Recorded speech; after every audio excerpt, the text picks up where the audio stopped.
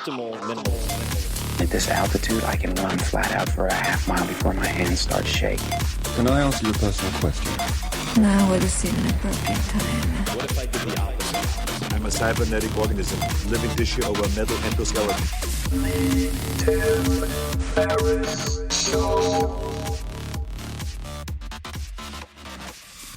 This episode is brought to you by AG1, the daily foundational nutritional supplement that supports whole body health. I do get asked a lot what I would take if I could only take one supplement. And the true answer is invariably AG1. It simply covers a ton of bases. I usually drink it in the mornings and frequently take their travel packs with me on the road. So what is AG1? AG1 is a science-driven formulation of vitamins, probiotics, and whole food sourced nutrients. In a single scoop, AG1 gives you support for the brain, gut, and immune system. So take ownership of your health and try AG1 today. You will get a free 1-year supply of vitamin D and 5 free AG1 travel packs with your first subscription purchase. So learn more, check it out.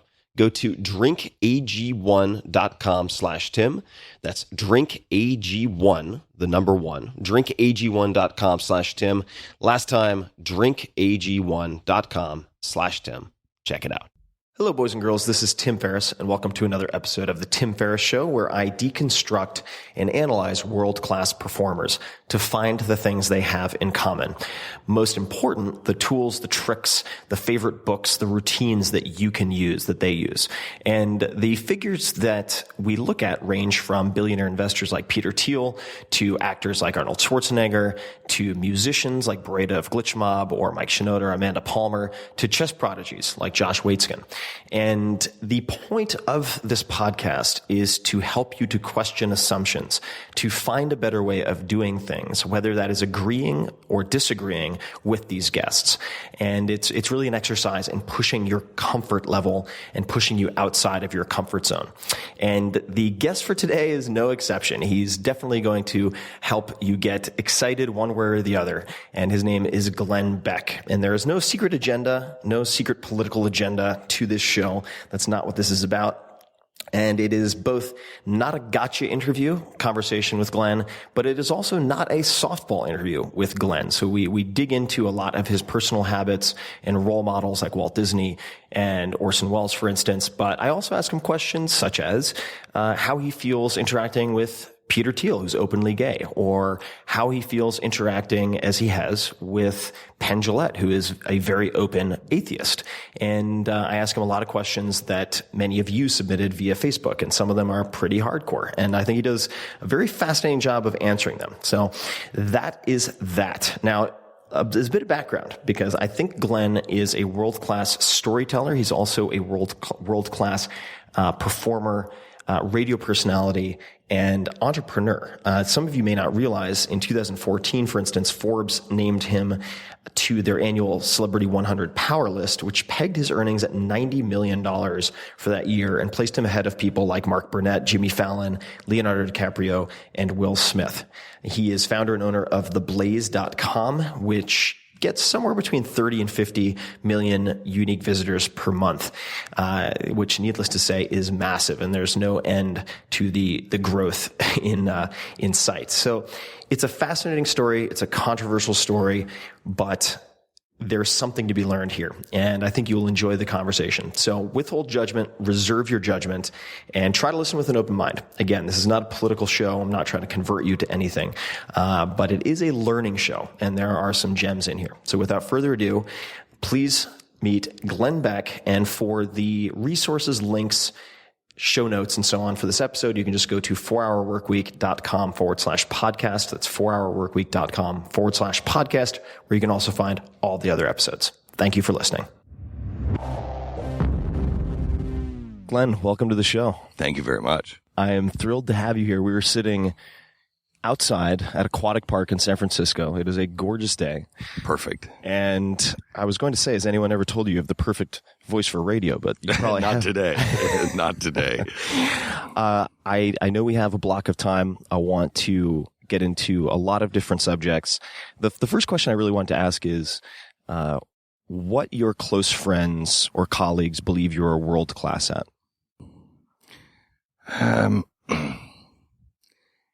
I know you always ask that question and the punch in the face question. And I'm stumped by that because I don't consider myself world class at anything. I think that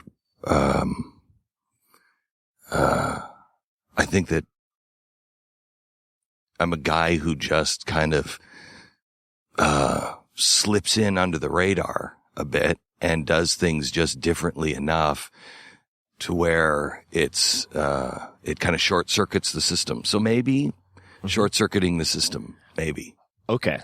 No, this is an interesting place to start. So what are the elements of short circuiting the system that you are gifted at? Or have developed a gift for? Yeah, I think it's just, quite honestly, let me start here. I have a friend who is a economic professor at Columbia. And he came up to me, first time we met, he came up to me and it was a cocktail party and he said, so tell me, Mr. Beck, where'd you get your education in economics? And I said, I don't have a formal education. I'm a self-educated man. He said, I knew it. Now I thought to myself, you SOB. Yeah. Here we go. Yeah, here we go. And I said, did you? And he said, yes, because I can't get my students to think like you. He said, they're all trained to think a certain way. So I think short circuiting the system is a lot easier when you're somebody, Steve Jobs is a great example, that just has not been trained to think like everyone else because everyone else expects the system to work this certain way. Mm-hmm. And then when you walk in and you don't have that formal education, you walk in and you look at it and you're like, this doesn't make any sense. Mm-hmm. There's an easier way to do this or a better way to do this. And you kind of chart your own path and everybody stands around telling you don't do it that way. And you do, and it usually works. Jobs is a really interesting example because he was able to take disparate areas such as calligraphy, where in that case took a number of classes that he then brought over to the development of Apple and its interface. Let's talk about radio for a second. I think that actually before I get to radio, you did not graduate from college, but you took, and correct me if I'm wrong, one class at Yale. Yeah. What was that class at Yale? And I read that you were encouraged or introduced to Yale through a senator. I'd just love to hear a bit of the story surrounding that. I sobered up in my 30s. I was alcoholic and really a pretty despicable guy, and very arrogant and just not a good guy. And had not tried, but I'd begun to follow the path of my mother, who was an alcoholic and drug addict and committed suicide when I was 13. And so I was kind of going down that road. And when I turned 30, I knew my life was at a crossroads. It was either over or I was going to restart. And at the time I thought it was over. But my daughters, convinced me that I could start all over again. And so I did. And I realized I didn't know anything. I was reading everything I could get my hands on and trying to educate myself because I was just I was living in self-imposed ignorance. I didn't care. And so I started reading a lot. And I was reading not Stephen Hawking, but Carl Sagan's Demon Haunted World. And at this time, I'm not really religious at all. I was raised Catholic, but I didn't really believe in any of it. And I'm reading Demon Haunted World, and it was all about technology, but he was comparing it to technology is going to become like Latin to a lot of people. And there will be priest holders, and we're kind of there now. It's like IT, can you fix this? And you have no idea how to fix anything. And so he was warning about it, but he was talking, I don't remember what it was, but he just made some mention of the church. Mm-hmm. And I snapped the book closed and I threw it down. And it caught me off guard. And I thought, where did that come from? Where did that anger come from here? I don't believe in the church, and this is something that was 1,000 years ago in the Dark Ages. Of course it was like that. And I realized I didn't know anything.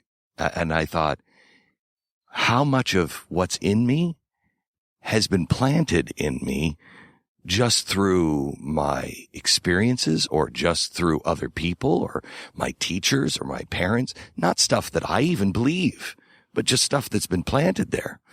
And so I decided to take everything out and examine everything piece by piece. I was reading a letter from Peter Carr about a month later from Thomas Jefferson to Peter Carr. Peter was his nephew. Peter was coming of age, and his mother had died when he was young, and his father was dying. And before his father died, he went to Thomas and he said, "You're the smartest man I know. Would you please oversee his education?" Thomas said yes. So as Peter comes to age, he writes this beautiful letter, and it starts out and it says, when it comes to literature, never read a book out of its native tongue because you'll lose too much. Learn the language, then read the book. And he goes through all of the different studies, mathematics and physics, and the last one is religion. And he says, when it comes to religion, above all things, fix reason firmly in her seat. For if there be a God, he must surely rather honest questioning over blindfolded fear. When I read that, that freed my mind up to question everything.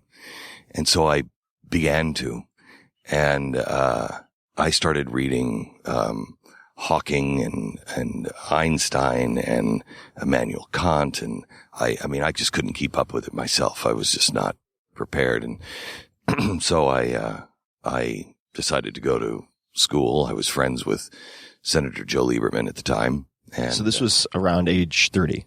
Yeah. Okay. Yeah. And I'm talking to Joe and said, I just gotta go. And he said, well, why don't you go to Yale? And I said, I don't think I'm smart enough to go to Yale. And I said, I don't even remember my high school grades. I think they were bad. And as it turns out, they were all A's, but I had such a poor image of myself that I thought I was a horrible student. And so I was accepted and went in, and I could only afford one class. The first day of class was the day my wife and I decided to get a divorce. Oh. And so it was really hard.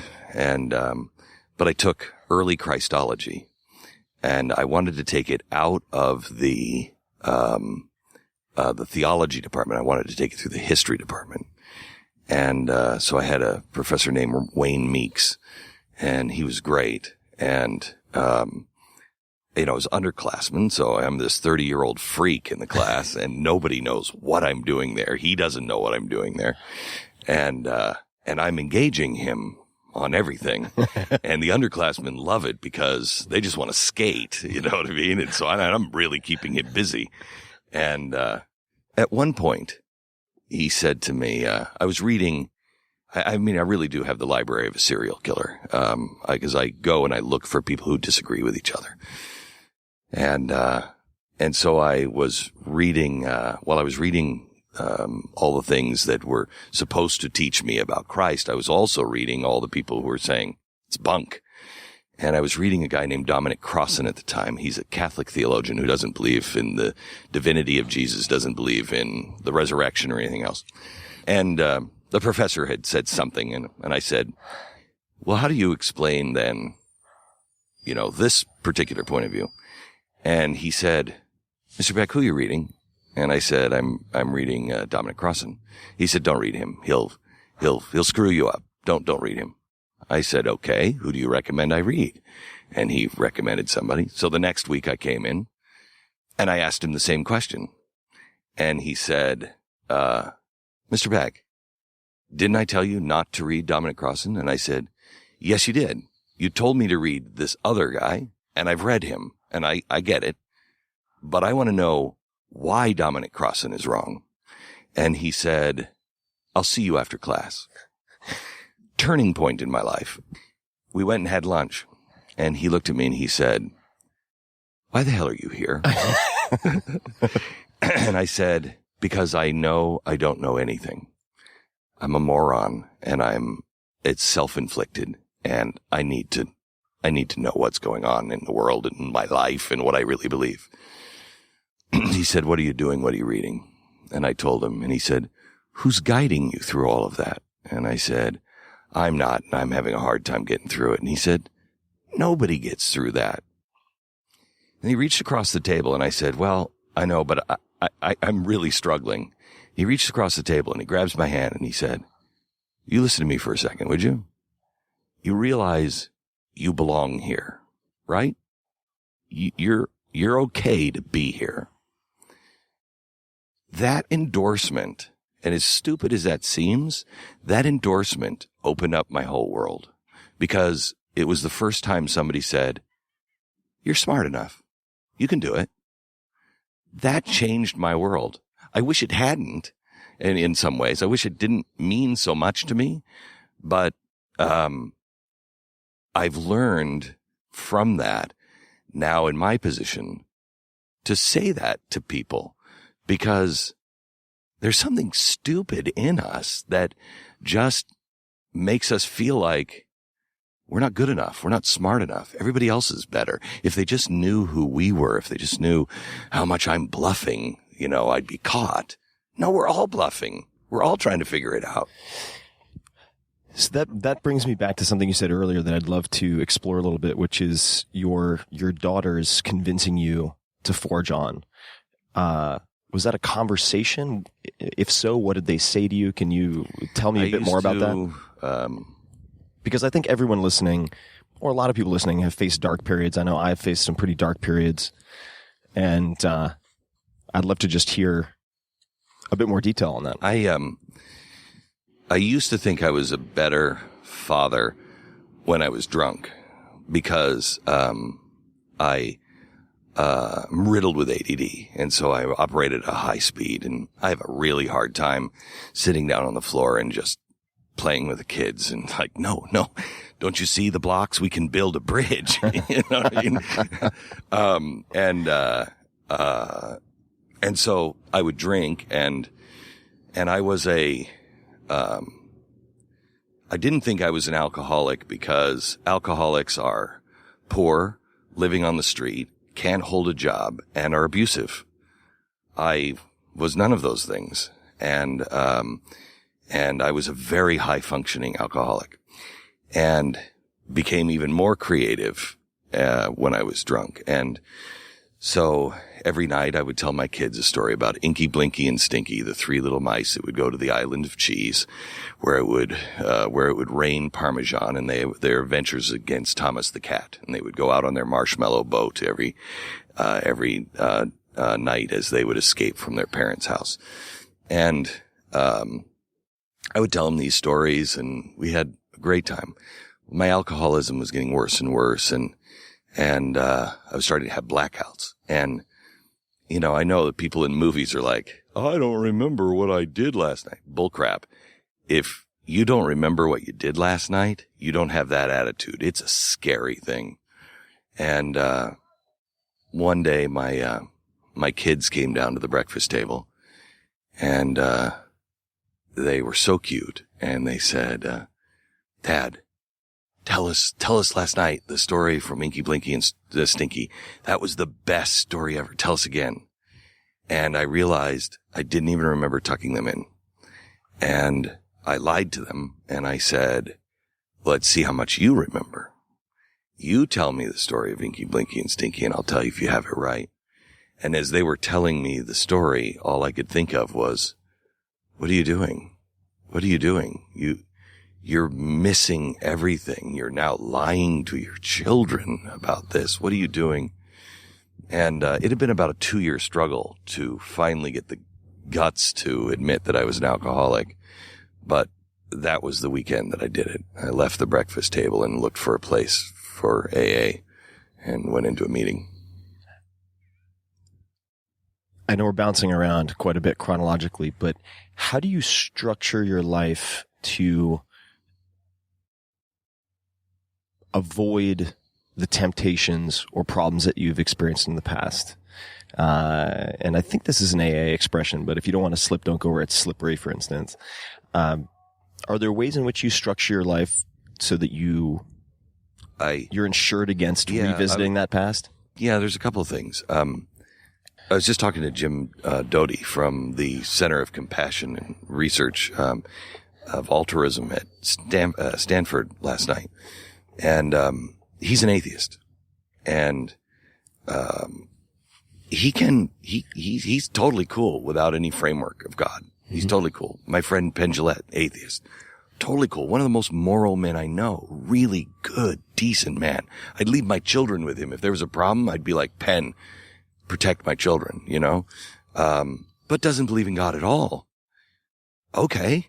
And honestly, as I told Jim last night, my church, the one I go to, it's a 3-hour service on the weekend.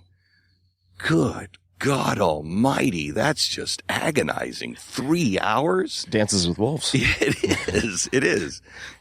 You know, and I got to get up on Sunday and put a tie on and a jacket. I hate it. But it holds my feet where it needs to be, and it teaches me and forces me to serve.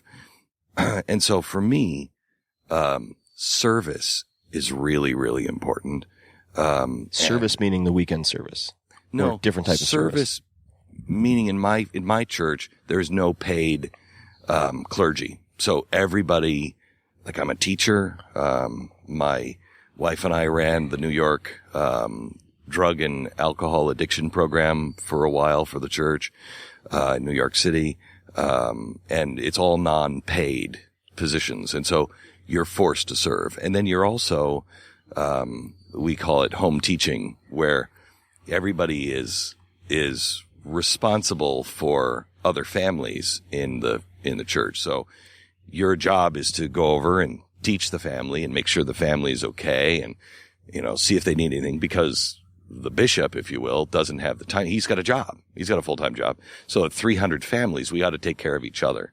And so it forces us to live the principles that Jesus taught. You know, it's not up to the government. It's not up to your priest to do it. It's up to you to do it. Take care of your brother. Take care of your sister. And, you know, that's probably the biggest principle of AA that keeps people sober is serve other people. How much of the service and the church being able to hold you firmly to the ground do you think is the theology or the scripture versus the accountability of having that social fabric? I'm not. If that makes any sense. Yeah, I think it does. Let me answer and see if if my answer makes sense to your question. I really don't care what other people think about me. And I say that somewhat hesitantly because I'm not a robot. You know, you can only take, I'm actually grateful that I get hit in the head as much as I do, and take, or I'm handed the abuse that sometimes is reserved, or deserved, but, because it keeps me honest. It keeps me constantly reflecting. Am I that guy? Do I believe those things? Am I a jerk in this and that? But beyond that, I don't care if I'm rich or poor. I don't care if I'm, famous or not. And I don't care what other people think. I do care deeply about what God thinks of me. And he's the only one that can judge my heart. And that comes from being as low as I was. And, you know, for anybody who doesn't believe in God or whatever, they may not understand this, but when I believe in the redemptive power of baptism, and whether it is a complete sham, it doesn't matter because it works for me. But, when I got into the water, you know, the promise is that if you ask for forgiveness and say, I will obey you and I will do what is right and what you tell me to do, then I'll remove all the problems of the past. I'll remove all your mistakes and you don't have to carry them anymore. that was really important to me because I was repeating my mom's life and there was no out for me. I mean, I just couldn't live with myself anymore. And I stood in the waters of baptism, and I don't recommend anybody ever does this, but I stood in the waters of baptism, and I have a very contentious relationship with God. I mean, I challenge him, and I said, you promise, your words promise that you will set me free. If I live the truth, you will set me free. And if if that's not true, and I live up to my side of the bargain, then you cease to be God. There is no God. Because to be God, you have to be handcuffed to that truth. You cannot break your promise. And I said the dumbest thing I've ever said, and that was, it's not going to be me that breaks the promise, dude. And I challenged him. And that, I guess, was good for me in a way, because I think of that quite often. I challenged him, and he kept up his side of the bargain, and now it's my turn. And so I do a lot of things. Like when I left Fox because I felt led to leave Fox. It was really, and I think I know I would have been destroyed had I stayed. Why is that? Fame is a really ugly, corrosive, awful thing. Especially that kind of fame. And, when I was going up there, and we were, being on the cover of Time magazine and being as ubiquitous as I was at the time is really intoxicating.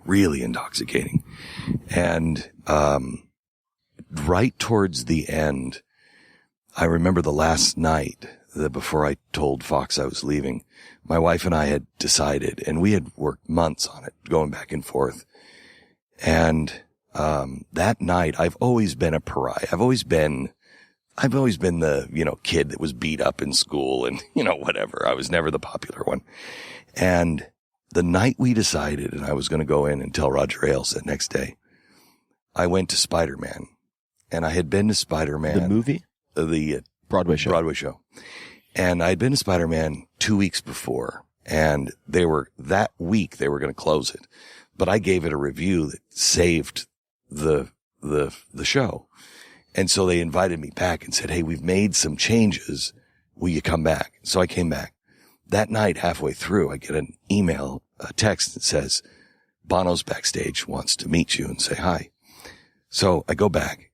Backstage is Michael Cole, is Julie Taymor, and Bono. And we spent about 30 minutes talking about the show, and they were struggling with the ending. And I'm like, you guys have the ending. The ending is the beginning. That's the ending. You've just got it in the wrong place. And as they were talking about the ending, I was walking into the meeting, and I said, they don't know what the ending is, and here's the ending. So when they said they don't know what the ending is, my wife looked at me like, dear God, don't talk. Please don't give them advice on this, please. And so, but I did. And we had a great conversation. And it was like a cool moment. It was like, I'm cool for 30 minutes. I go home, and we lived in this apartment in New York that was, it was movie cool. It was in the Bloomberg building on the 50th floor. Had a 180-degree view of the city. I mean, it was just spectacular. Floor to ceiling windows. And I walk in, I open up the door, and all the lights are off, and there's just the city, and, just lit up. And it's, I'm looking right at Rockefeller Center, which is where I wanted to work when I was a kid. I wanted to work in Rockefeller Center. So it was a lifetime dream to be there. And I just had the cool kid night. And I walk into the living room, and I'm standing right there by the window. And I said to my wife, how can this be God's plan? We've worked hard. I know I didn't get me here because 10 years ago I was a nobody. So here we are. I finally have access. I'm finally starting to get in with creatives, which I'm better at than all this other crap I'm doing. And we can make a difference in culture. How can this possibly be God's plan? And I was lucky enough to be married to a woman who does not care about fame or fortune at all. And she just said to me, I'm going to bed. And I stood there and I put my head up against the glass and I looked down on Lexington Avenue. And I heard in my head, if you don't leave now, you won't leave with your soul. And I knew that to be true. I was beginning to want it. Once you want something, get rid of it. Get rid of it. Once you want, meaning once you're attached to something? Yeah, once you start needing something? Yeah, once you're like, I really want that, then you'll pay too high a price for it. If you're like, this is cool. You know, my kids ask me all the time, Dad, why do you always say, enjoy it while it lasts? And I said, because nothing's permanent. I've been rich, I've been poor, and you don't know what's going to happen tomorrow. Let's just enjoy it for today. And if we have nothing tomorrow, we'll enjoy that tomorrow, you know? And I think that keeps me healthy. The minute you start to say, it's always going to be like this, or it's only going to get better, or, I can't lose this, you're starting to, I can't speak for everybody else. I know I'm starting down a road of trouble. So one of the most fascinating aspects of doing research for chatting today was discovering things like your friendship with Penn Jillette, for instance, which I never would have anticipated in a million years. And why? Well, because he would seem to be so antithetical to a lot of your beliefs. And I admire the fact that you have that friendship. You've spent time with Peter Thiel, for instance, who's openly gay. How do you feel about his homosexuality? I'm totally fine with it. How does it affect me? It doesn't. Yeah, right. No, So this is why. Yeah, let me back up with, I think a lot of people, there are people who, I think there are people who project what they think I believe on me. Yeah.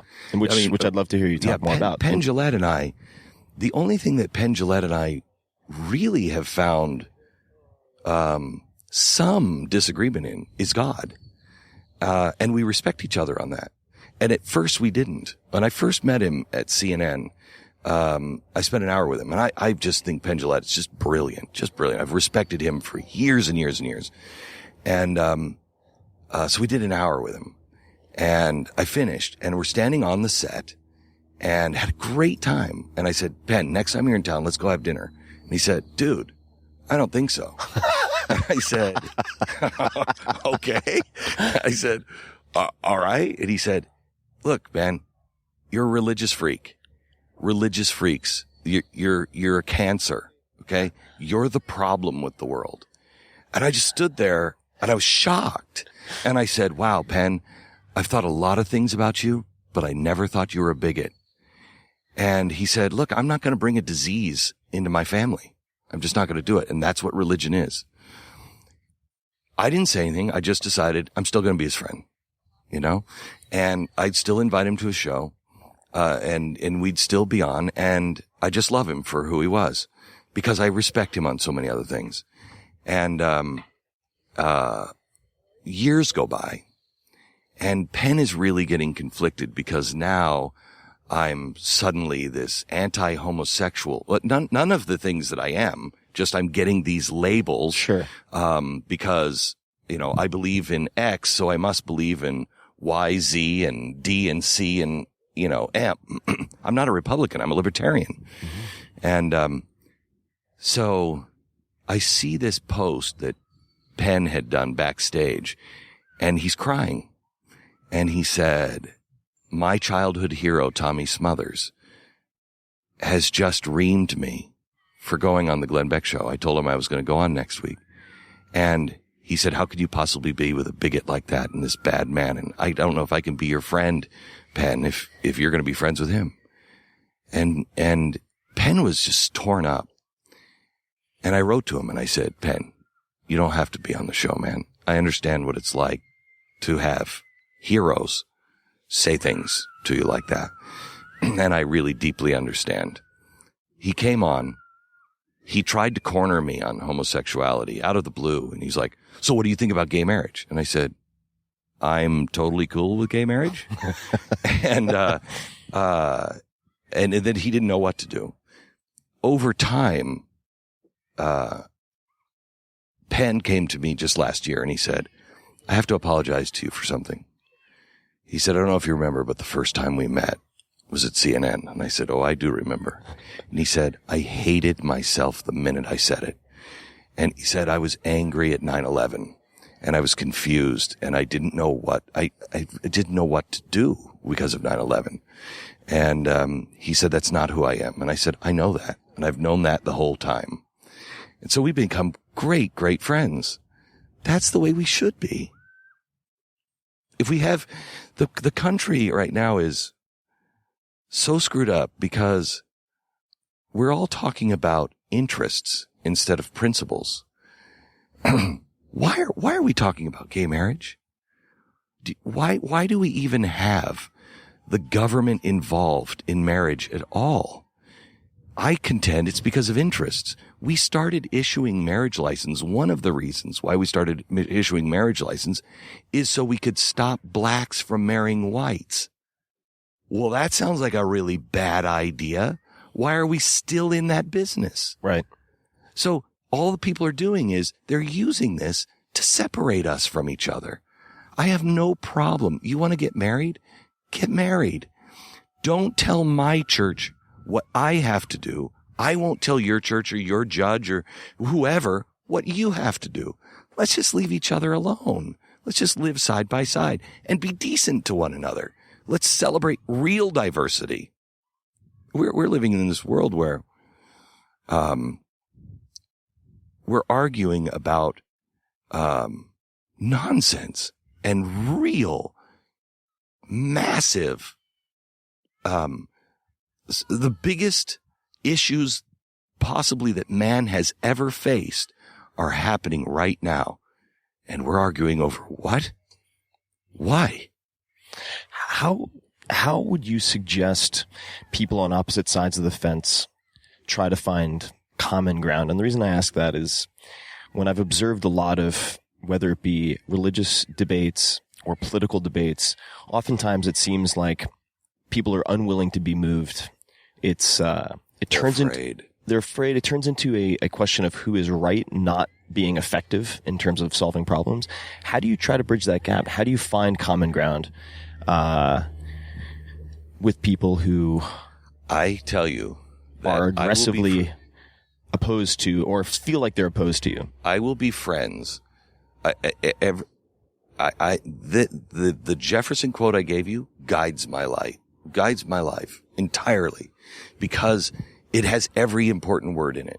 Question with boldness, even the very existence of God. So at that time when he wrote that, and for me, there's nothing bigger to question than God. Okay. There's nothing more damning than saying, I don't know if you even exist.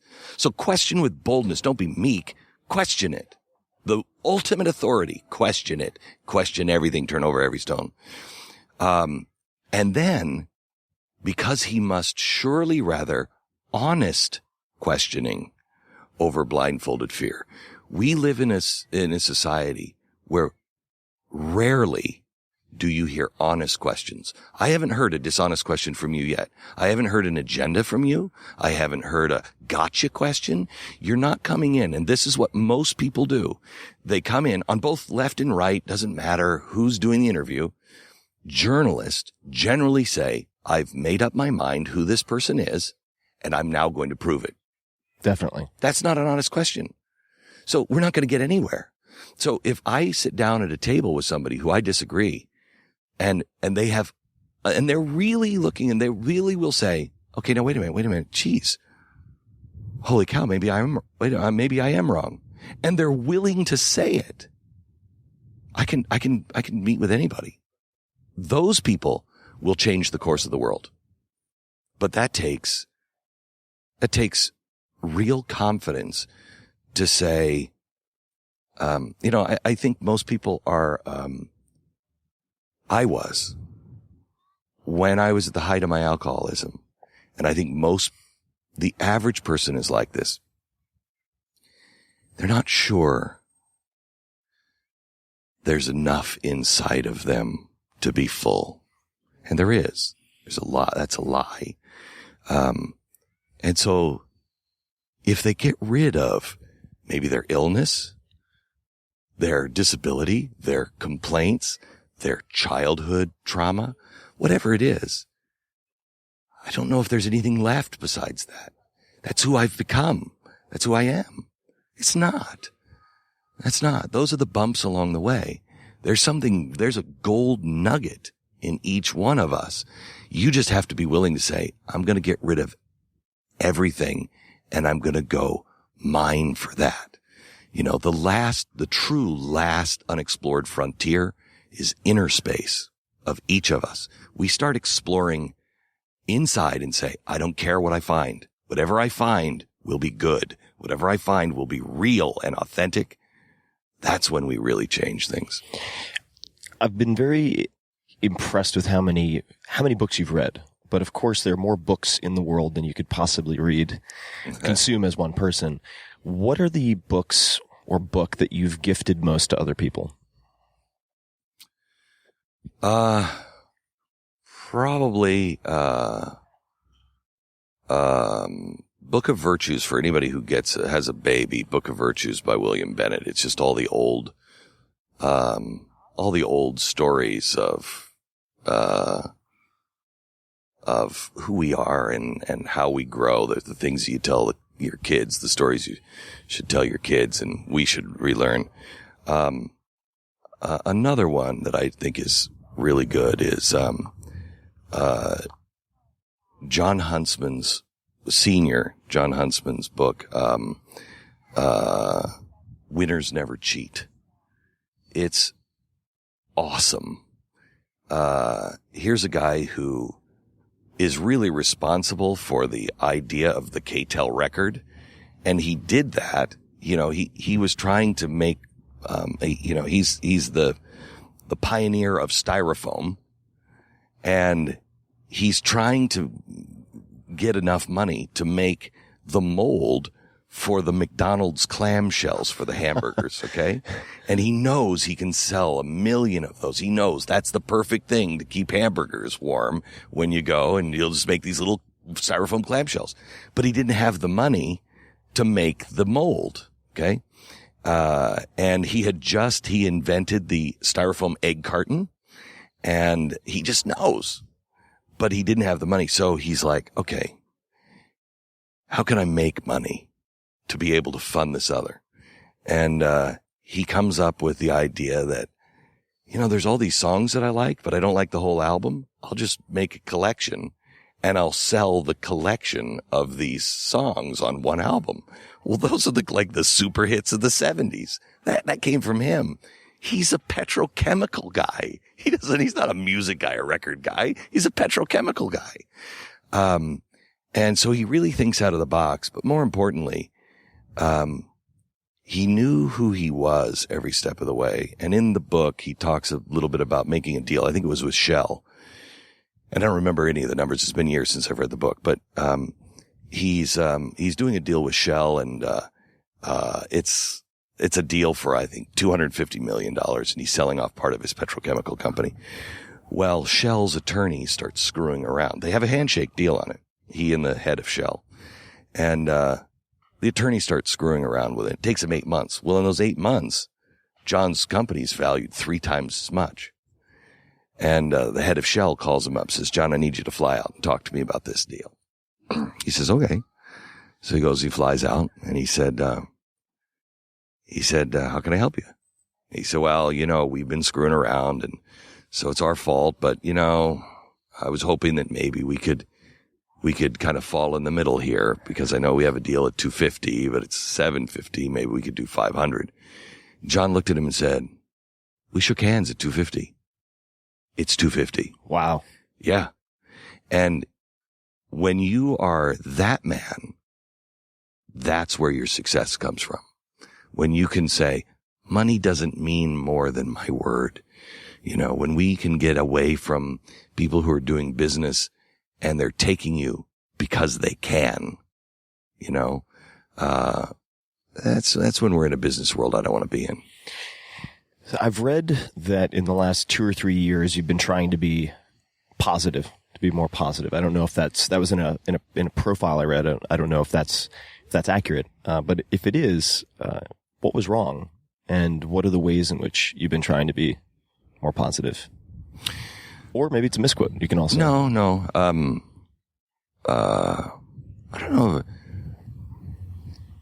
don't know if more positive, maybe less divisive. Okay. No, let's talk about that, because a lot of people would accuse you of being very divisive. And so I'd like to hear how your thinking or behaviors changed. That was never my intent. And you know, I never set out to be the guy. I don't want to be the guy on Fox News. I'm not Sean Hannity. I'm not Bill O'Reilly. I don't like confrontation. How weird is that? I don't like confrontation. Bill O'Reilly loves it. I hate it. We'll do it live. Yeah. I mean, I just hate it. I like it when we all get along. I was the kid in the alcoholic family that was trying to make everybody get along. How did I become the divisive one? It's not cool. And so here I am, finding myself in a position that I've never wanted to be in. I don't like. And, I went to Fox only because I believed the country was in trouble. I was saying the same things over at CNN. I was calling for the impeachment of Bush on CNN because what are we doing with the Patriot Act? What are we doing with the border? What are we doing? He's lying to you. What are we doing with the war? And nobody paid attention to me because I was on CNN and it was popular to say impeach Bush, I guess. Soon as I pointed out the same things about President Obama, well, then it becomes divisive. And I'm on a much bigger stage at Fox. But I only took that job and I knew I'd only be there for a couple of years because it's not who I am, not what I wanted. I just really believed that, and this is why I always said in almost every episode, don't take my word for it. I don't want your trust. I don't trust people who say, trust me. I'm not looking for your trust. Do your own homework. And if I have it wrong, I'll lead with my mistake. And so I got out of there. And now I think I'm finally in the place to where I finally have beginning to put the team around me that is building the company and the direction that is really, truly, authentically me. And that is, let's build a better world. Let's look to people who are focused on principles and ideas and a brighter tomorrow, because we choose. Yesterday's gone. Tomorrow may never get here, but today we choose. Today we choose. I definitely want to talk quite a bit about the company and especially how you manage your time, because I'm just astonished with how many arms to this business you have. But before we get there, I'd be very curious to hear a little bit about radio, because you started in radio 13. And it wasn't until much, much later that you got into talk radio. 2000.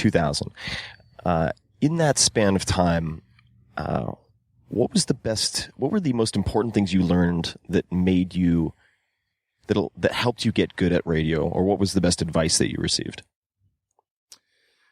If I would just have to pick one, the best thing I learned by mistake. I learned by self-sabotage, actually.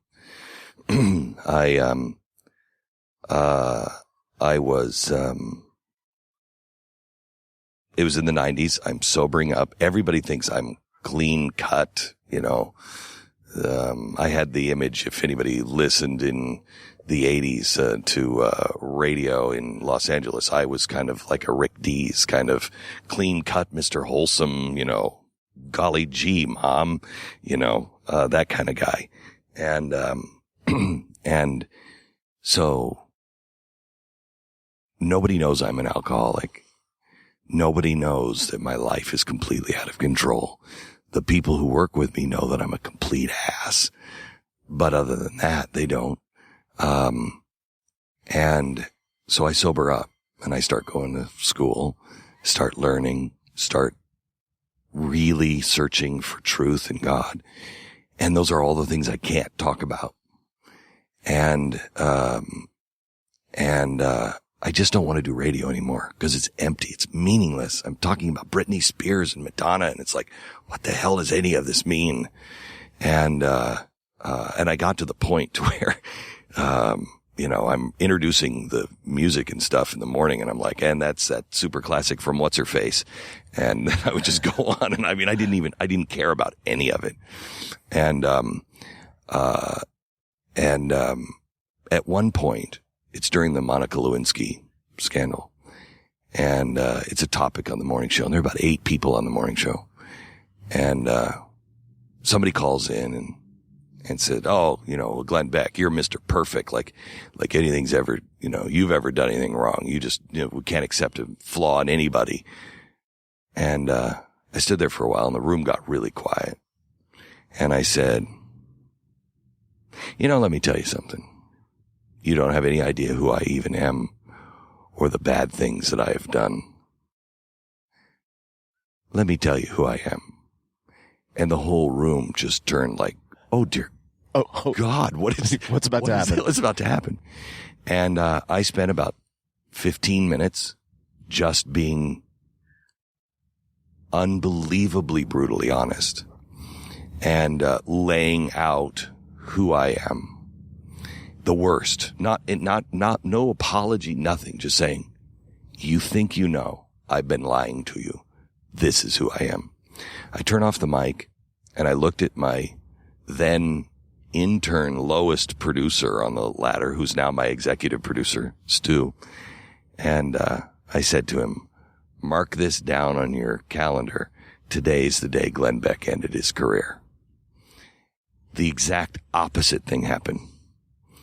I had grown up in a world where everything was manufactured, everything was written, timed, produced perfectly.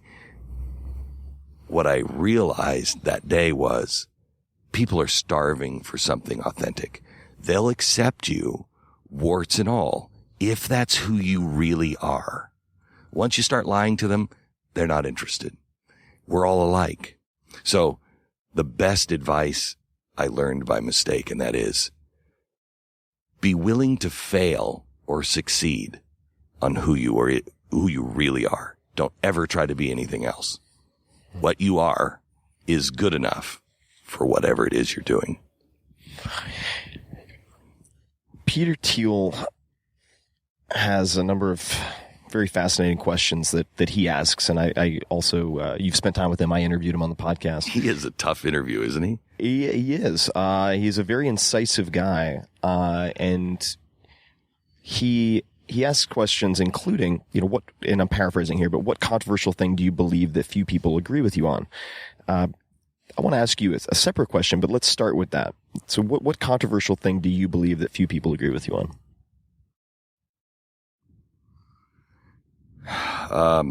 That we have already seen our Archduke Ferdinand moment. Archduke Ferdinand was the beginning of World War I. And it seemed like a disconnected, stupid little assassination that nobody was going to pay attention to, and it had ended up washing the world in blood. And I think that was the man who set himself on fire in Tunisia. I think that was the thing that started the ball rolling for the chaos that's now in the Middle East. And that, Russia, Putin is either going to orchestrate or he is going to be taken out by his own people because he has allowed really very, very bad men, who are uber fascists. I mean, that literally talk about Hitler in glowing terms, but Hitler didn't go far enough. Alexander Dugin is one of them. He runs the Moscow University, and really frightening people. And we are now set up for a global conflict unlike anything we have seen, since World War II. And, I've been warning about the caliphate. People made fun of me on the caliphate, and now the caliphate is in everybody's language. But when I talked about it 4 years ago and said, this is going to lead to a caliphate, I was hammered and made into the biggest joke in the world. Now I am telling you, not only is the caliphate real, the caliphate, this particular strain of the caliphate, they actually believe, you don't have to, but they do. They actually believe that they are the army to bring on Armageddon. And they are, calling on the, armies, they call it the armies of Rome. Meanwhile, Dugin and Putin and his crew in Russia have just taken the Crimea, and they're doing it because they are becoming in Putin's own words, we are restoring the third Roman Empire. And he is trying to take back all of the land that the Soviets lost. And nobody's paying attention to this.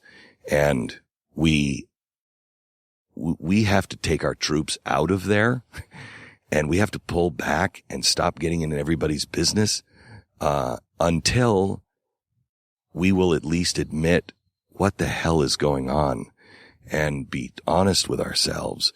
We're asking people now to kill people in our name, and I don't know why we're killing them. I don't know who we're killing. I don't see anything good coming out of this. And we're about to go into a global conflict, that people our age have never witnessed. What are you doing, if anything, to prepare for that or mitigate against how that might impact your life? I don't know. I mean, I don't know how you even prepare for that. I really don't. Right. I mean, I've talked to, great financial advisors, and I mean, when you're printing money all around the world like we are, and now Europe is with QE, it's just not gonna, the worst phrase uttered today is, well, this time it's different. No, it's not. It never is. Yeah. It never is. That's a lie. So, I'm looking into things like Bitcoin and, what is the new technology? That's one of the reasons why I'm here. There has to be a group of people that say, okay, this old system doesn't work. It just doesn't work.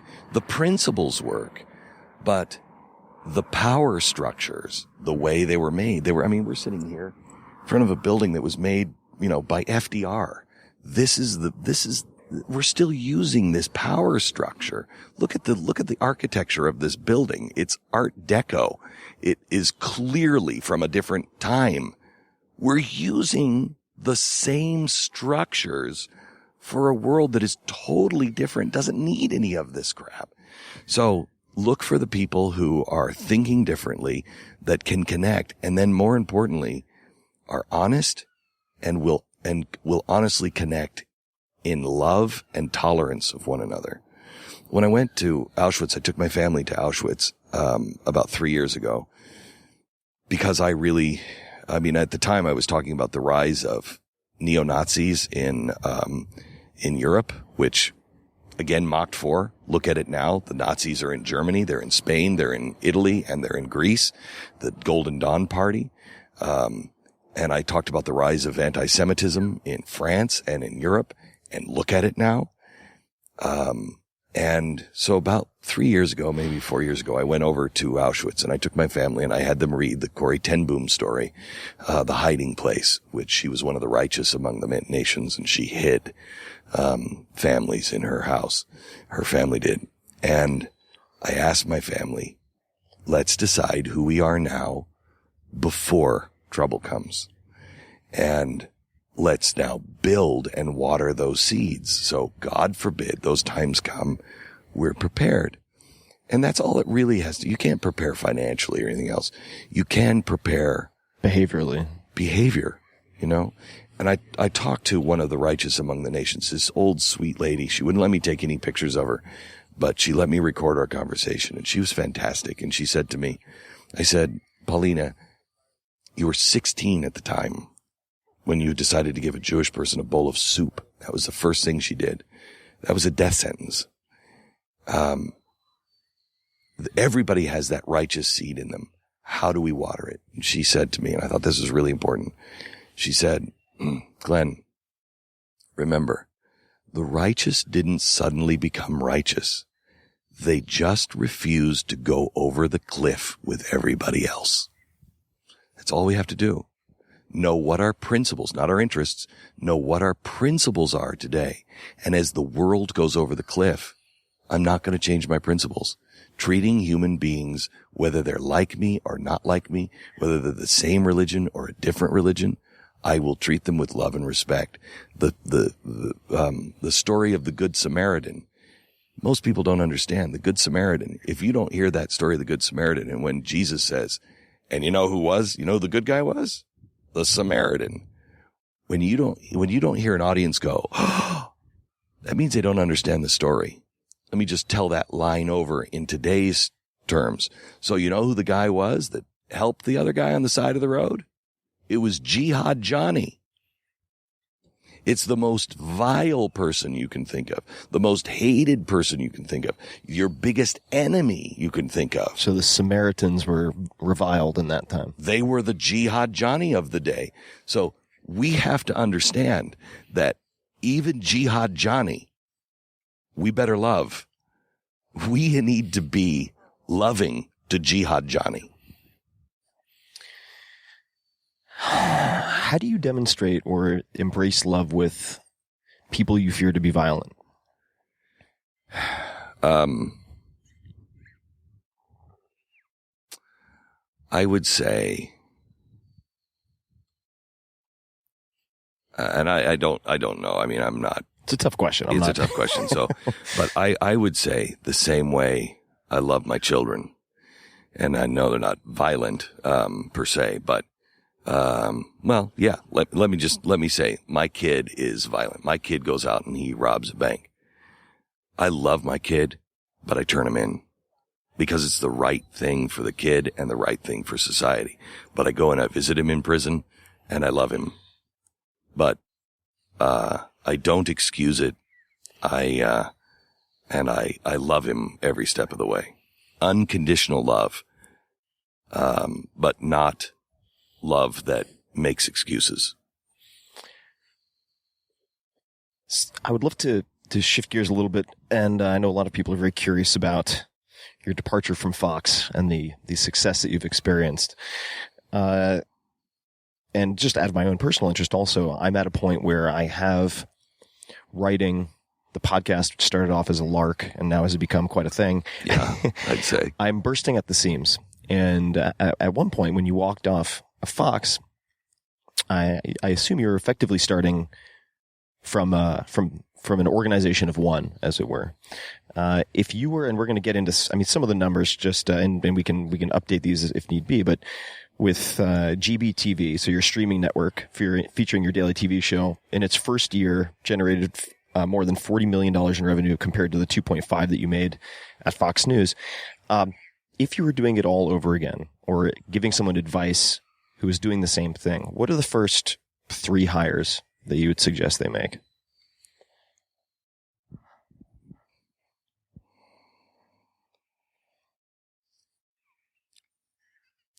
I would specifically in the content game, sort of in the world that you operate in, the media content game. Let me answer that a little differently. Let me answer in a way that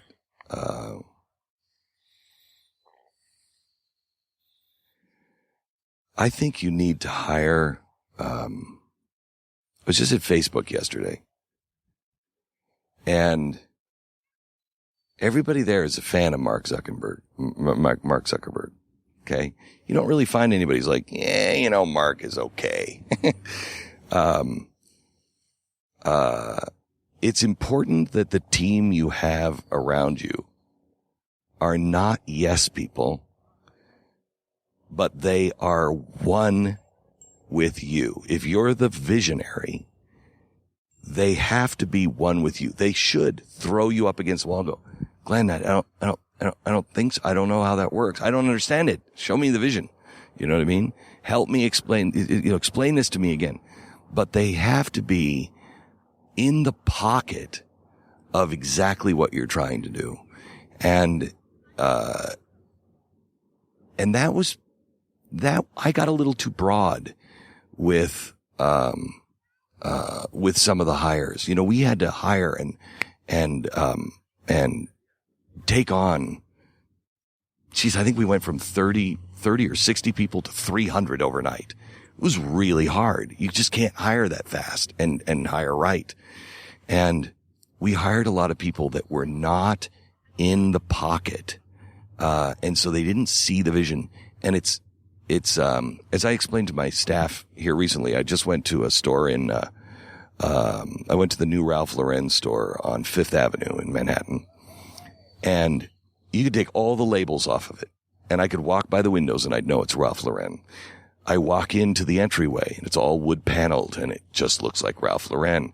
You go in and now all of a sudden it's Indian motif and hunting lodge, Ralph Lauren. It screams it. Upstairs, it's all white walls, black polished floors and black and white photos. And all of it screams Ralph Lauren. And I thought to myself, how the hell does Ralph Lauren do this? How does he do this? It's because most people, I think, can see the difference, can see Ralph Lauren and Tommy Hilfiger. Most people will see those two and go, yeah, that's pretty close. Ralph Lauren, Brooks Brothers. One's got a pony, one's got a, I don't know, lamb or sheep or whatever it is on it. Okay, so I got it. But the same thing. They're both button-down shirts. Not to Ralph Lauren, they're not. They're wildly different. And if you don't hire the people that know the difference between Brooks Brothers and Ralph Lauren, if you don't know the difference between Tommy Hilfiger, an American East Coast kind of guy, and Ralph Lauren, it's not close enough. And so he developed the team that could see the vision and then execute the vision and didn't have to come back to him every time. That's really hard to do. Really hard to do. You've got to have a head of product first. And they oversee the unity of the messaging on these different platforms? Make sure that vision is consistent every step of the way. The second thing is, and we did this poorly, really poorly, and I'm spending all this year working with a new head of product that we haven't hired yet, and somebody else I haven't hired yet, new head of customer service. There is nothing more important than my tribe. And, most companies, and let me speak from me, and I'll just give you the warts of my company. I started looking at my company, over the last year, and, I had been, really sick and thought, when I left Fox, I was sick and most people didn't know it. And I thought, my wife and I had talked about it, that this last Christmas might be my goodbye and I would leave the public sphere. This last 2014. Yeah. And we had given it my health to recover 2014. And, if it didn't recover, then we would leave and I would just go off into the sunset. And so I had some miracle doctors and some miracle cures happen over the last spring and summer and in this last 6 months. And so I got enough brain power back, if you will, to be able to really look at my company, because I had turned my keys over to my partners and said, hey, take this. And, what we had done is we had flipped the entire company upside down, and we had become a company that was about profit, make the money, make the money, make the money, and then protect that profit. Don't let anything happen to that profit. You got to keep that money in there. And then what products can we make to make the money, make the money, make the money? Then people. Well, that's upside down. And principles people weren't even meaning there. The team that you've hired. The team and the tribe. Okay? The company, and I think all companies to be successful, need to be the exact opposite. So I went back in over the summer and I said, we're flipping this whole thing upside down. The first thing is principles. Why do you come here? Why is anybody getting up in the morning? We do it because we believe in something, right? What are our principles? What drives us? What do we know that we can say, oh, we do this because of these principles, okay? We're never going to violate those things. Then the next thing is the people. Our principles revolve around the people, our tribe and the people that we work with. Then, because we love the people and we know our principles, then we're going to find the product that makes life easier for the people that we love and serve. Then we're going to protect those people and those products and those principles at all costs. And profit becomes a byproduct. That's the way a company needs to work. That's analogous, I suppose, to what's on the Facebook walls when you walk into a lot of the buildings, which is a quote from Zuckerberg saying, we don't make services to make money. We make money to make better services. Right. Now, at the same time, who's the first person? I'm stunned by how quickly you were able to hire, and your team was able to then expand. Coming out of Fox News, had you had experience hiring people before? And who was the first person that you hired to? Betsy Morgan. All right. Fastest, and she was the head of HuffPo, CEO of HuffPo, and quite controversial. Yeah. Because everybody's like, what? What are you doing? But she was the fastest hire I've ever made. How did that hire happen? Through friends, mutual friends, and Chris Balfe, who was running my company at the time, he had done a search and talked to her and said, you should meet with her. And I said, all right. And met with her, and literally, I'm a really fast hire. If it drags on, it's not going to happen. But I was sitting with her for about 3 minutes and I was done. Because I could tell she had good quality principles. She was honest and full of integrity. And, obviously she's smart. You're not getting into the office unless you're smart. She's been fantastic. Now she's the CEO of The Blaze. She's replaced Chris. What did she say or do in those 3 minutes that made such an impression to you? I'm a gut guy. So I can't remember anything that we even talked about. I just looked her in the eye and I just felt she, was a person of real principle. And I asked her, do you know who our tribe is? She said, yeah. I said, tell me about it. What did she say? I don't recall. Yeah. I think it was probably somewhere along the lines of, you have a, wildly underestimated, underserved, and misunderstood group of people. And that's true. We have this massive audience that nobody's serving anymore. Yeah, 27 million plus uniques a month to the website, something like that. I think the last total I saw was like 50 million, footprint of 50 million a month, which is insane. It's hard for me to go back in time and redo what I've done. But if I could start all over again today, the first thing, I just hired a guy named Jonathan Schreiber, and I look at him as an architect. You know, he can build the structure. I'm not a business guy. You know, I'm more of a creative in the content, and I can see the vision of where I want the company to go, but I have no idea how to build it per se. So I need an architect. I need somebody who can really see my vision, really get it, and then say, here's how the structure works. Because for instance, I know I want an extraordinarily flat operation. That's one of the things that we built improperly. We were building a lot of stuff up in New York, and it was being built like CBS. And that's not a flat organization, and that doesn't work, and it's just not going to happen. I want a very mobile, empowered group of people to work with me that doesn't have to go through a lot of red tape. So you need a good architect, and then you need somebody who's looking at the product itself and the customer. Protect the customer, protect the content or the product and protect the flatness of the organization. I've heard that a question you sometimes ask is, "How is your soul?" And you have very, very good eye contact. What do you look for or get when you ask someone that question? Do they even know what that question means? Are they just skating through life?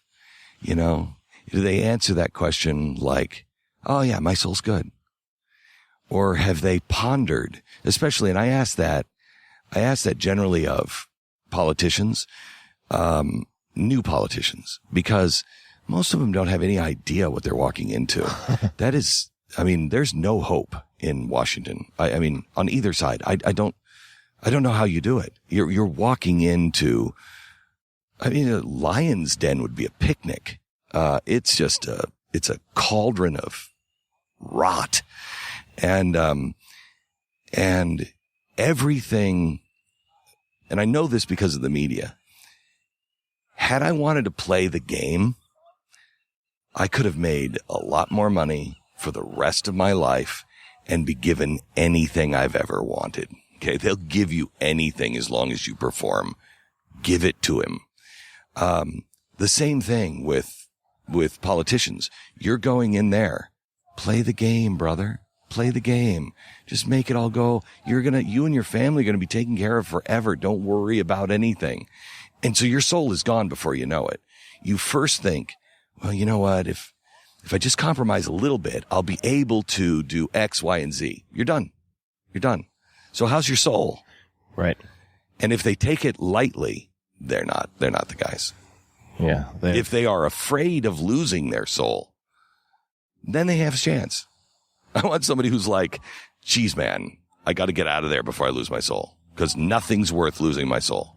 So they at least demonstrate that self-awareness. Yeah. And the awareness that there's more to life than being successful or being a senator or, you know, I don't believe in Saul Alinsky, that you can, that the ends justify the means. I don't believe in that. We don't torture. I'm sorry. One of the reasons why we're having a problem in the country is because we torture. We don't torture. And so we've diminished who we are. The ends don't justify the means. What does the first 60 minutes of your day look like? Ugly. I get What are up. your morning routines or habits? Get up in the morning around 5.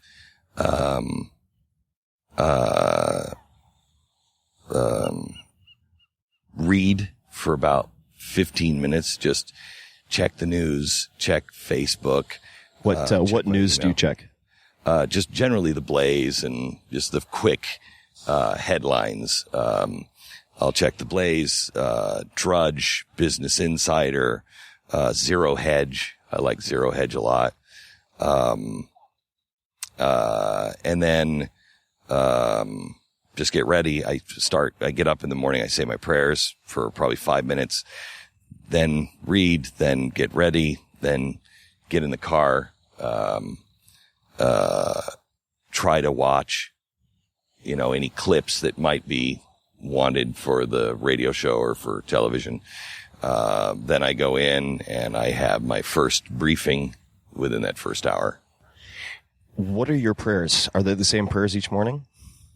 No, they're just, generally they are, help me see the things that I'm supposed to see. Help me, avoid doing damage. Help me be wiser than I was yesterday. And do you do that at the kitchen table? Do you do that in your bedroom? Where's that done? On the side of my bed. On the side of your bed. Yeah. And when you go into the office for your first briefing, how is that briefing organized? What happens in that meeting? I have the main executive producer, Tiffany Siegel. She produces television, She gives me a briefing. I get 3 briefings. Get one from Benjamin Weingarten. He is a guy who looks at things that are a little deeper than the average person. Maybe he's looking into the Middle East. He's looking into Russia for me. He's looking a little more over the horizon for the deeper issues. And he'll give me probably 15 stories a day.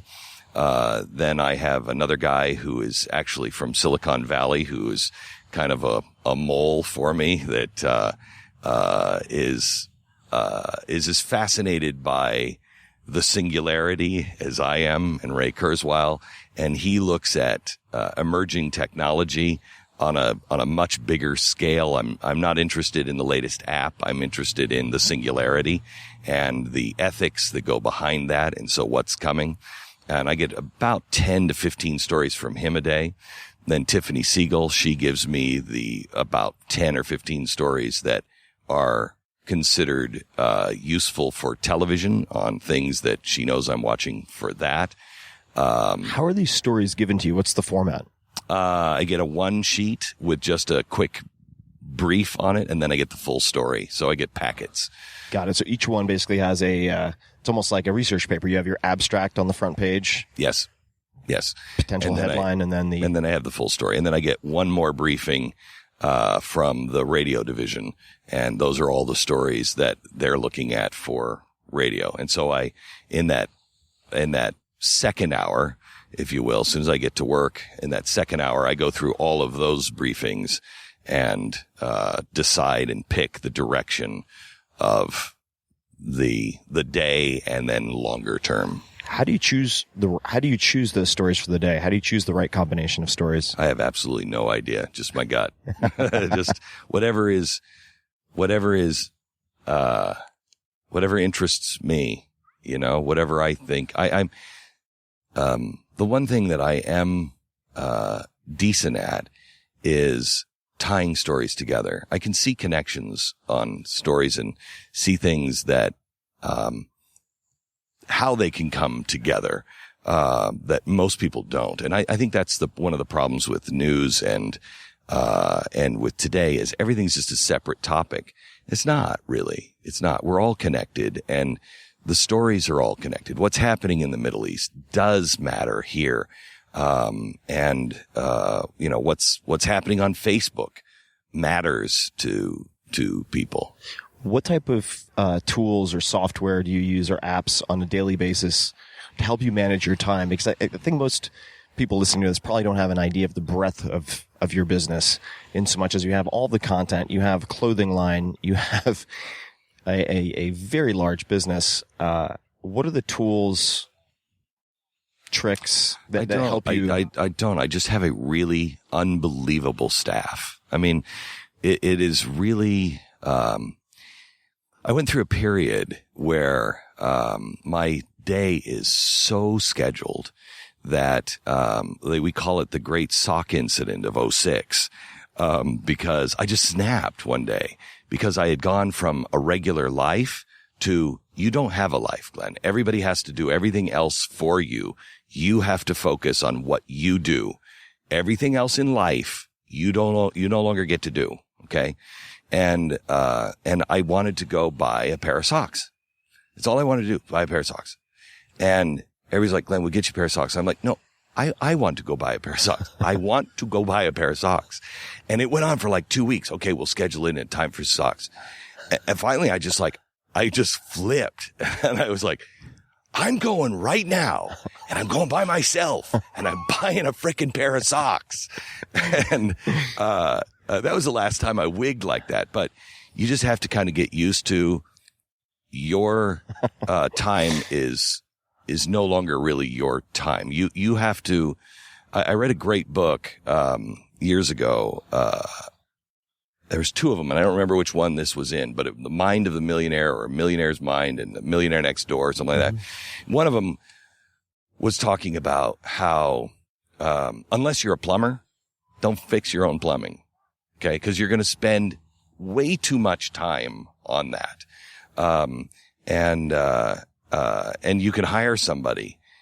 I concentrate on the things that I do best and let everybody else do everything else. So I have very regimented, times to where, I just had somebody shadowing me a couple of days ago, and I think they freaked out. I think they were about to go into an institution afterwards because they had no idea what it was. And, I was I come right off of radio that day, and I walked right into, another stage where we're doing claymation, and I'm talking to them about the claymation, and we're talking about the story. And so I'm looking at the claymation, I'm looking at the shots, then I'm talking to them about the story. I go upstairs and I'm talking to them about the orchestration and all of the music for the story, and kind of doing a quick download on what it needs to sound like. And they're showing me, some pieces of music that have been coming back.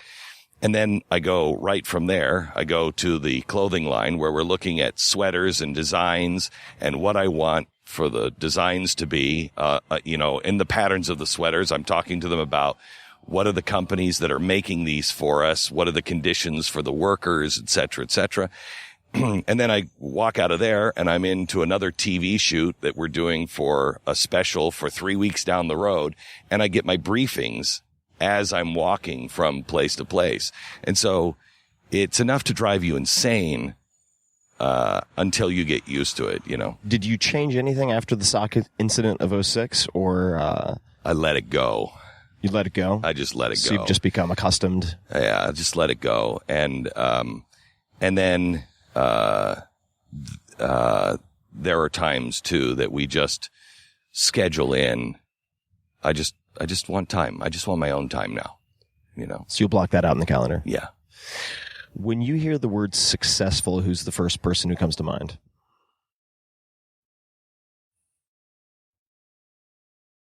The first person that came to mind was Billy Graham, only because I was talking about him last night, and when I met with him, he was the most at peace man I've ever met in my life. He was just totally comfortable and happy. And he said to me, with tears in his eyes, he said, I'm not afraid of death. And he was smiling. I'm not afraid of death. The whole dying part has me a little freaked out, but death I'm not afraid of. And he said, I've done my best every step of the way. I've failed on many things, but I've tried my hardest every step of the way. That's success to me. Can you get to the end and go, man, I screwed it up, but I tried? You have mentioned before, we had dinner a few nights ago with a group of folks here in Silicon Valley. Walt Disney, specifically, also George Orwell, quite a lot. Why the fascination with these two men? George Orwell, not so much. Maybe Orson Welles. Oh, I'm sorry. Yeah, that's right. Another cup of coffee. Yeah, no. Sorry about that. Because Orson Welles, let me start with Orson Welles. He played a role in the early part of my life. At 8 years old, my mother gives me a set of record albums called The Golden Years of Radio. And it's because I grew up in Seattle, and it was a day like today. It was beautiful outside. And I was in watching TV, and I must have been 7, I think. And she said, turn off the TV and go outside and play. And I said, you watched TV when you were a kid? And talked back to her. And she sat me down and taught me not to talk back to her, and then said, we didn't have TV when I was a kid. And I mean, I was thinking, Wilma Flintstone had TV. How old are you? And she got, for my 8th birthday, she got me this record album, a group of them. And most of them were Orson Welles, War of the Worlds, The Shadow. There was Jack Armstrong, the All-American Boy, Fibber McGee's Closet, all these great classic radio shows. So at 8, I knew exactly what I wanted to do. I wanted to tell stories. And I thought radio and the spoken word was so much more powerful than anything Hollywood could do, anything television could do, because your imagination is so much stronger. And then growing up and learning about Orson Welles, he taught me the two most important things. One, never give up. And two, because of his failure and borderline insanity, I think, on never admitting defeat, let it go. Let it go. Is this Citizen Kane specifically? Yeah, or? let it go. Now, what was he not able to let go of? And why was it important that he let go? Because he took on, Citizen Kane is masterpiece. He took on, a fight that he knew anybody who was less arrogant would know you're probably not going to win. Which fight was this? And I don't actually know my history. So he was, Citizen Kane is the story of William Randolph Hearst. Right. And it's deeply personal. Rosebud is the name, that William Randolph Hearst gave to his mistress' private parts. Okay. So, it's very direct. In your face. Okay. The most powerful man on the planet, where you're going to take him on. You're not coming out without a bloody nose, maybe a broken head. All right. So he gets his head kicked in on that. So what happened? I actually don't know. Okay. So, he makes this movie. He's bluffing. Right. At the time, he is, he's the highest paid guy in Hollywood. More than Spencer Tracy, more than Clark Gable. He's never done a movie. Okay. He's done Macbeth with an all black cast in New York. He's done all of the best radio shows. He's brilliant. And he's got all of this stuff going, but he's never done movies. So he goes and he goes out to RKO. They pay him a fortune. He's bluffing. He doesn't have a story. He goes up to San Simeon and he sees Hearst Castle. The Hearst Castle. And he's like, this is the story we're going to tell. That's insane. It's a closed set. Nobody knows what's going on. He writes it all. Hedda Harper, who's the gossip columnist at the time, she finds out about it. Once it's all done, she tells Hearst. I'm giving you a very short story version of this. Hearst eventually goes to all of the heads of the movies, studios and says, here are the pictures of the homosexuals that work for you. Here are the pictures. And I don't think I need to remind America about all the Jews that work here. And he just takes them all out and says, I'm going to destroy all of you. I want this film destroyed. Welles gets on a plane, flies up to RKO in New York and meets with all the Jewish investors and the board. And it's right after Czechoslovakia. And so they're very well aware of what's happening in Hitler. Well, Welles gives one of his best performances ever. And basically he says, you don't let one man squash the free speech of everyone else. They release it. Hearst destroys him in it. It's just panned and everything else. Yeah, just hammers it. It's remembered as a horrible movie and everything else. Not found until the 60s. When it's found in the 60s, everybody realizes this is a masterpiece. But he couldn't let it go. He couldn't let it go. Couldn't give up the fight. No, just let it go, man. You did a great thing. Now go do something else. How have you found that to apply to your own life? Have there been any moments where that has been particularly relevant for you? Yeah, I think right now is one of those moments. For me I believe the things that I believe about the country and the direction that we're headed with progressivism. And, I don't agree with it, but the country's made its choice. Okay. Let it go.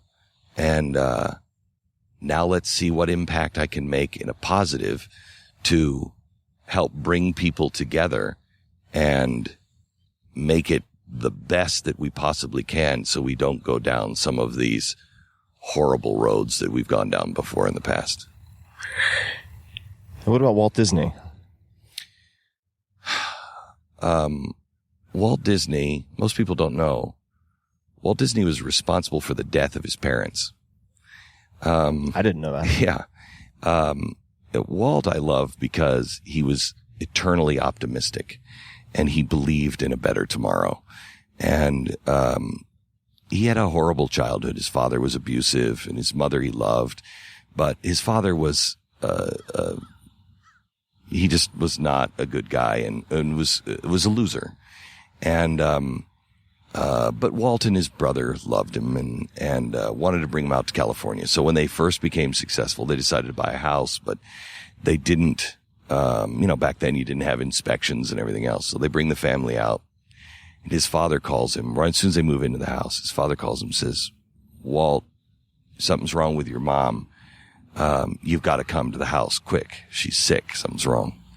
When they got there, they were both dead on the floor. There was a gas leak.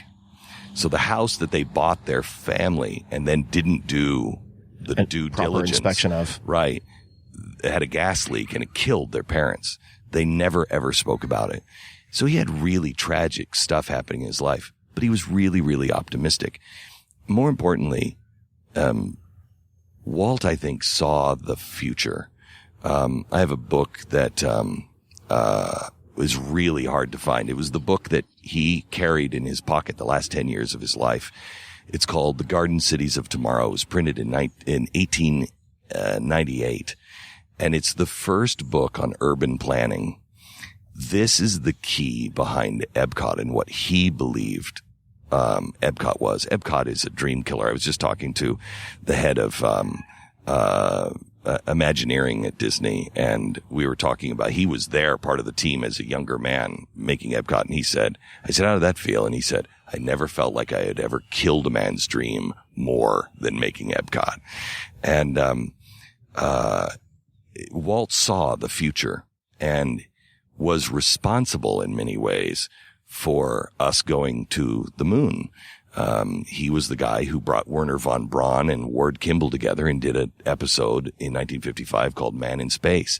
Because of that episode, the legend is that Eisenhower called Walt and said, Walt, you son of a bitch, you did it. I've been trying to convince the Pentagon we could go to space. You did it better. You convinced the American people. And I think in 1955, it was very much the same kind of atmosphere that we have now, to where people are concerned. They don't know the technology is all about to change. We could destroy ourselves in a heartbeat. They had the Cold War. We now have what's brewing over in the Middle East. We're afraid. The world is changing under our feet rapidly. Somebody just needs to be a warm blanket and say, it's okay. Look this way. Look to Silicon Valley. Look to space. Look to what's on the horizon. If we all just take a deep breath, relax, believe in the best of one another, believe that the principles of America work, we're going to make it, and it'll be a far greater tomorrow than it has been in the past. That's part of the reason of all the places in the world I've chosen to live here in SF and Silicon Valley, is because there's such an element of optimism and possibility with people like Peter Diamandis, who actually lives in LA, but he's chairman of the X Prize, and the Elon Musks of the world, ironically enough, also in SoCal. But it's a place where people ask why not. Yes, quite a bit. Love to ask one more question, and then a few questions from my listeners. The first is, if you could give your 30-year-old self one piece of advice or two pieces of advice, what would it be? Relax. Why? I don't know. I've always been in a hurry, and I've always felt like, gotta get it done. Relax. Let it happen. It's nothing ever is good when it's forced. Nothing's ever good when you try too hard, Do your best, then let it go. If you could give yourself one more piece of advice when you just got hired to work with Fox News, what would that advice be? That one I've thought about a lot, and I'm trying to think of an answer here. I was really, believe it or not, I tried really hard to do the right thing.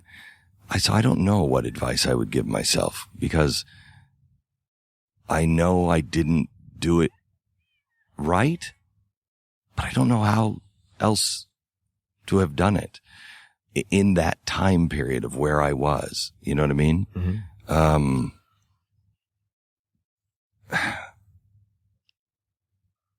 Maybe this is, it sounds horrible, but maybe they won't listen. They won't listen. But I don't like that advice because that leads me to say, it's passive. Don't try. Yeah.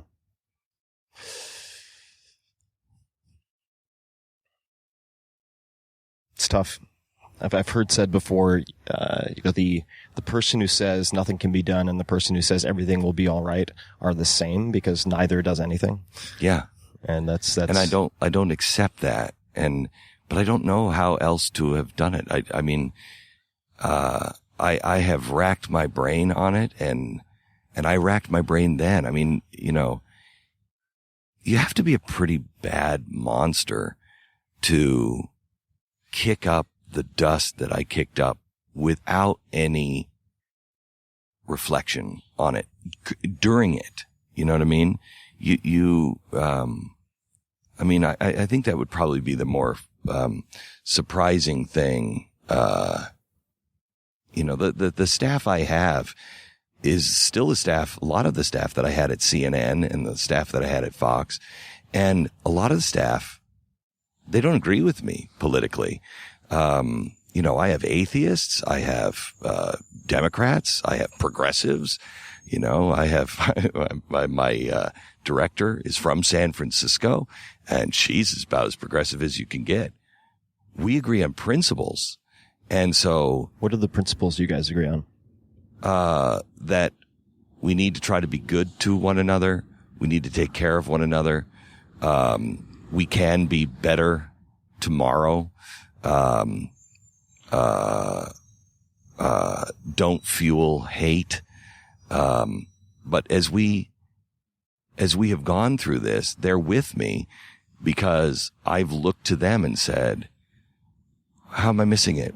Help me. How could I, and so I've had many of my advisors are the ones who don't agree with me. Some of my best friends are people who don't agree with me politically. And they've helped me a lot.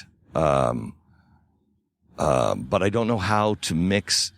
I don't think you can. I don't know how you mix politics with reality because I don't think politics is real. So this is actually a good segue. So I'd love to ask you, I know we're running tight on time now, but just before we close up, a couple of questions from people on Facebook. And I think that at least one or two of them will perhaps offer an opportunity to, as you did earlier, correct some misperceptions and so on.